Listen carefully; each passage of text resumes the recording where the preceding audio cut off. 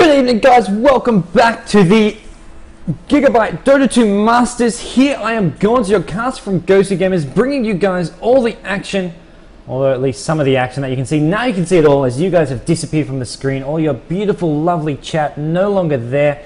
This is MUFC up against LGD. We've just seen LGD bit by bit take apart Orange Esports. Orange put up a great fight. They held on for as long as possible, but LGD, being the mechanical robot beings they are, much like the Korean StarCraft 2 players, this is the Chinese Dota 2 players. They are just so efficient, so calculated, and coming out on top against Orange in a 60-minute brawl. And here we are seeing LGD versus MUFC. We have got LGD on the Radiant side, and they have banned out the Chen, Enchantress, and the Invoker. And we see over on the Dire side, the Darkseer, the Lycan, the Brood being banned out, and immediately LGD going with the Brewmaster pick.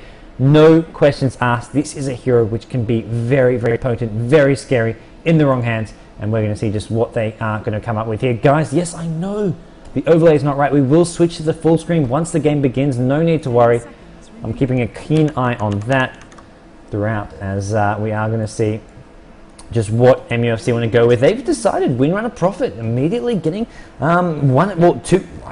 one of those heroes we saw LGD using last game, which was that Prophet, used very, very well for the most part.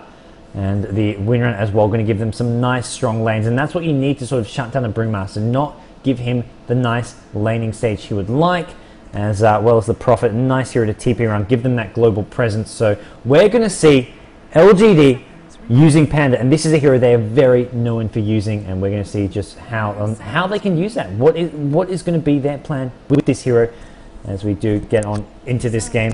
And the second, third picks coming up now for LGD. I mean, last game we saw they like the Venomancer support. They don't like to go for those sort of... They like to get some farm on their support heroes as well. They had their farm evenly spread out between all 5 heroes. They didn't just focus on their carry heroes. We saw Venomancer playing support getting 150 CS or something. Shadow Shaman, who was a solo mid, transitioned into a support. And here we go. Sadly, Triumph of Man is not here with me. We are going to see a Lone Druid pick, and that's going to be going straight into the hands of Sylar. Sylar, the Syllabear player. Although it's no longer called Syllabear, it is called Lone Druid. And that is going to be the main carry here for LGD. Likely to be either probably in the mid lane. They could put the Panda at bottom with the Lone Druid at mid, or they could switch that around, do it maybe dual lane with Panda at mid, Panda even solo mid, and then send that Lone Druid to bot. But the Chinese Panda, oh la la, how are they going to deal with this? We're going to have to wait and see. That is something that MUFC are going to have to worry about. They've got both Panda and Lone Druid, 2 heroes the Chinese teams are known for using very, very well. MUFC are going to need to pick up some strong laning heroes here. Sharky, the captain, thinking this through. They have got a stand-in playing. Net is missing, so they are missing one of their support heroes, but they've got Ken there in the sand-in boots, and we're going to see what they want to go with as their third pick here. MUFC are known for playing Obsidian Destroyer quite a lot. Are they going to go the OD? OD does fairly well against Lone Druid as well as Panda. I mean, he's not like a hard counter, but he can do some nice damage to them in the mid to late game. So definitely a potential pick for them. We'll have to see just whether or not it's what they want to go with. They're not going to pick up now. Maybe later it's something they'll consider. They are going to get the Vengeful Spirit for now. As guys, yes, calm down. We will go to full screen for now. We have got to show off our fancy sponsor overlays, guys. If I don't put up these sponsor overlays, I get in trouble. Gigabyte are sponsoring this tournament, so are Twitch TV. And during the draft, I get to show you guys that that is in fact the case. And we are going to see the next bands. There is your Obsidian Destroyer band, LGD. For all you people who think, oh, the Chinese teams, all they do is verse each other. They don't know much about Southeast Asia. They just assume they're better. That is not true. They do their homework. LGD know that MUFC like that Obsidian Destroyer pick, and they are going to ban it out. So they have done some of their own homework. And MUFC, speaking of homework, they were watching last game. They were waiting for last game to end before this game began. So they are going to ban out the Shadow Shaman, which we saw Xiao 8 using oh so well last game. As we're going to have to wait and see what is going to be the 4th and 5th picks for these 2 teams. And we are going to have an Enigma being banned out by LGD, a hero MUFC have used on occasion.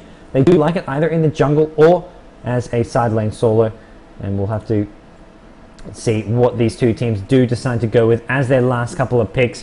As right now LGD looking pretty happy, pretty content with themselves, pretty honkadory. They have got 2 heroes that they just love to use, both Lone Druid and Panda and Brewmaster. MUFC, I mean, they love having that win run in their hands. It just gives them such strong lanes, such strong control over the game. As yes, guys, we will switch on in now. As everyone is so goddamn demanding. You wrestled me and you guys won. They are going to pick up the Earthshakers, so that's going to give them their nice strong lanes. They're going to have the CM, the ES as their two main supports. It's unlikely that they'll run a tri-lane. These Chinese teams don't like to run tri-lanes. It's not their preferred method of play, but it's still always a possibility and something you have to maybe consider that they would in fact do. But as it stands, we're going to see Queen of Pain being picked up by MUFC. Interesting. The plot thickens as we saw Queen of Pain being last game, and LGD going to round off their strong mid-game pushing lineup with a Pugner, which will be one of their sort of utility heroes, going for that quick mech, possibly even the pipe as well. We'll have to see just what they want to get on that hero and what MUFC are going to respond with. They know what is coming. They saw it last game. They saw there was quite a bit of mid-game pushing power. And we are going to see just what is coming up next for MUFC. Their final hero of this draft is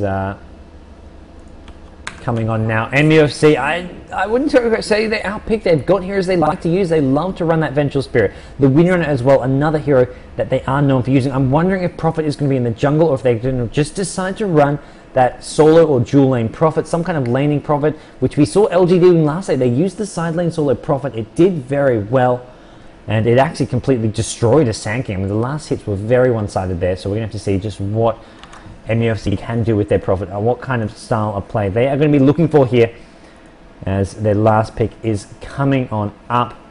They may be looking for some right-click damage. I mean, we saw Orange last game, just when push came to shove, they didn't have the carry potential. The Windrunner, the Queen of Pain in a late game wasn't enough, but no, MUFC happy with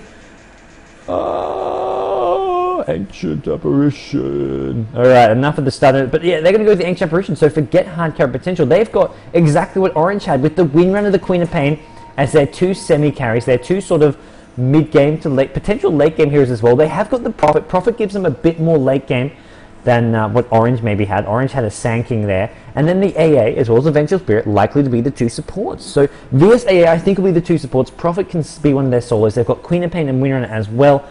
And that's going to round off their lineup here. So we're going to have to see what they want to do here with these picks. LGD. I mean, we saw it last game. They have sort of a push-heavy lineup, but they don't go all in with their push. They're very slow with their push. They push when they know it's safe. They push when they have their items, and they don't care if when they push it 60 minutes in or if it's 30 minutes in. What they did last game was still a sort of push-oriented draft where they didn't push until 50 minutes in, simply because that was when they felt it was safest, and they wanted to get their farm, they wanted to get those core items, and they just felt that Orange had too much of a strong early to mid game, so they waited it out until they had the items they wanted, the Aegis, the cheese as well. As MUFC is saying, 1 sec, one guy is in the toilet, something that I will have to be doing definitely after this game, as I've been casting non-stop. Too many epic games on tonight, guys. For those of you just tuning in, this is the Gigabyte Dota 2 Masters. Tonight we have got, we started off tonight with what was an on-time match between Big Plays and Giggles, where Big Plays took out Giggles, the Australian team Big Plays, up against the Singaporean Giggles. Then what was meant to be the second match was going to be LGD up against MSI, but MSI had some problems, were a bit of a no-show, and they weren't a no-show in the sense that they didn't show up and decided, or showed up late. They were a no-show because their Dota 2 updates was completely bugged out. They couldn't actually update their game. So in the end, we have Orange and MUFC agreeing to both go up against LGD. This is not like these teams replacing MSI. These teams are all in the same group, so these matches were going to be played next week or later this week. Instead, they're saying, okay, let's play these matches early. Let's give the viewers something for tonight. So a big thanks goes out to these two teams for agreeing to play on such short notice, and we are going to see just what they are capable of. In the top lane, we've got LGD's Xiao 8 playing the Pugner, the Shadow Shaman from last game. We've got DDC on the Earthshaker.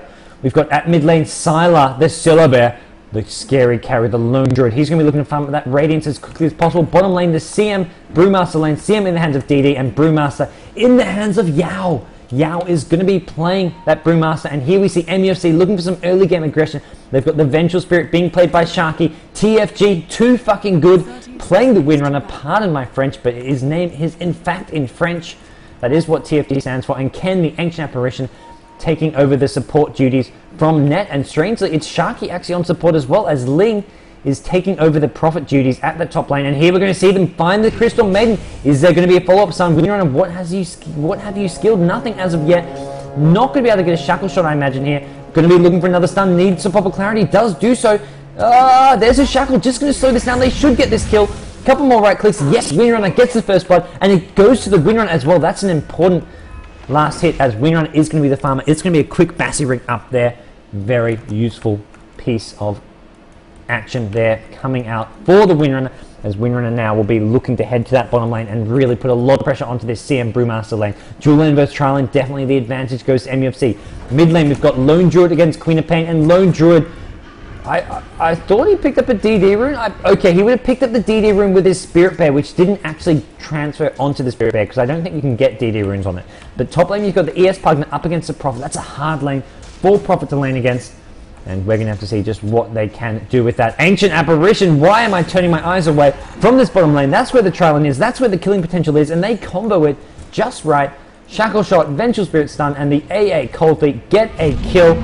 As meanwhile, Crystal Maiden throws down a Crystal Nova. They have got that bassering up nice and early, and maybe even going to look for a smoke gank, head towards mid lane, put some pressure on the Lone Druid as fast as possible, as Pugna is actually left to solo the top lane. They say, okay, Pugna can do fine against Prophet, should be able to outlane him, and ES is going to be heading towards this bottom lane. So we're going to see tri lane versus tri lane. LGD, their initial plan was not to go tri lane versus tri lane, but with this aggressive tri lane coming from MUFC, they've decided, okay, it's all we can do now. It's our only choice, as they're going to get the chain stuns on the CM. CM in trouble. We'll get chain stuns. The ward behind the tower. The sentry came too late. Gets the kill. Here comes the ES with the Panda Clap. I don't think they've got enough damage here. AA will go on the back foot, pop a Tango, and will survive immediately. MUFC up 3 kills to nothing.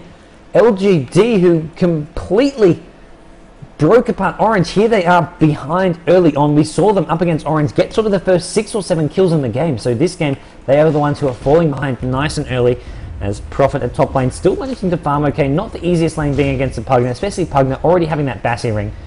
But this bottom tri lane going very well for MUFC, as TFG, Windrunner, Sharky and Ken doing